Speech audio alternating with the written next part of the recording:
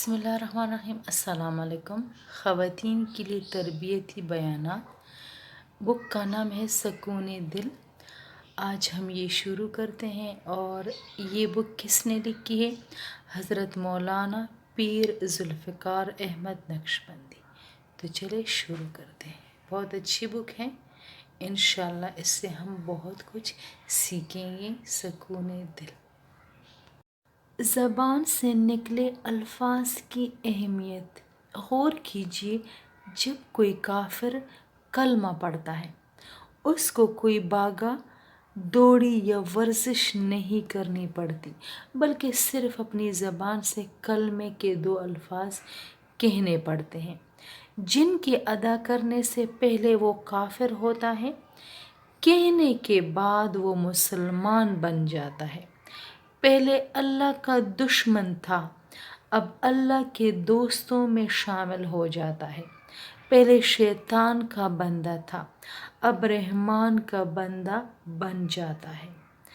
उसके अगर 100 साल के भी गुनाह होंगे तो परवरदिगार आलम उसके 100 साल के गुनाह भी माफ़ फरमा देंगे। तो मालूम हुआ कि ज़बान से निकले अल्फाज के बाद उसकी ज़िंदगी का बिल्कुल रुख ही बदल जाता है। चुनांचे ज़बान से निकले अल्फाज की अल्लाह रब्बुल इज़्ज़त के यहाँ बहुत कद्र कीमत है। 2 लफ्ज़ों का करिश्मा। जब किसी मर्द या औरत का निकाह होता है, उस निकाह के वक़्त जब मर्द कबूल करता है तो उस वक़्त उसको अपनी ज़बान से फ़कत इतने ही अल्फाज कहने पड़ते हैं कि मैं कबूल करता हूँ, या इतना कह दे कि मैंने उसे कबूल कर लिया। इतने चंद अल्फाज कहने पर वो लड़की जो उसके लिए गैर महरम थी, जिसकी तरफ देखना उसके लिए गुनाह कबीरा था, जिससे बातचीत करना उसके लिए जुर्म था, हराम था, वो लड़की इतने अल्फाज कहने के बाद उसके लिए महरम ही नहीं बनती बल्कि शरीके हयात बन जाती है। अब ये इसके साथ पूरी ज़िंदगी गुजारता है। तो सोचिए, निकाह के वक़्त फ़कत चंद अल्फाज के बोलने पर 2 इंसानों में कितनी जुदाइयाँ थी। अब वो इतना करीब हो गए कि कहने को तो वो जिस्म 2 है, मगर उनके जिस्म एक जैसे हैं। ये खुशी और गमी के साथी बन जाते हैं। तो अल्लाह रब्बुल इज़्ज़त के यहाँ ज़बान से निकले हुए अल्फाज इतनी अहमियत रखते हैं कि जिस तरह चंद अल्फाज ने उस लड़की और लड़के के दरमियान के फासलों को समेट कर रख दिया।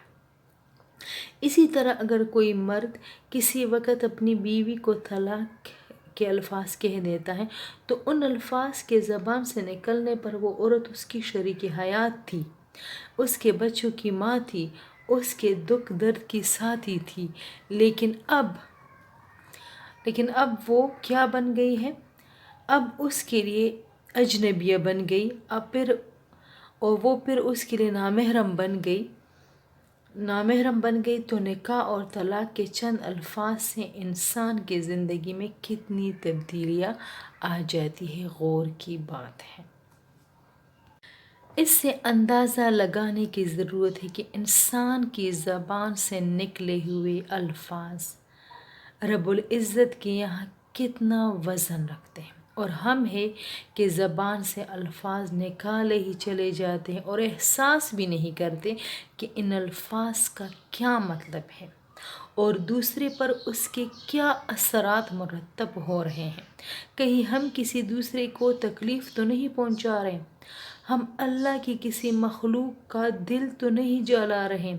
गौर करना चाहिए कि हम अपनी ज़बान से ऐसे कलमात तो नहीं निकाल रहे जो कलमात कुफ्र कहलाते हैं। इसलिए मशाइख के यहाँ ज़बान के सही इस्तेमाल की मुस्तकिल मेहनत करवाई जाती है।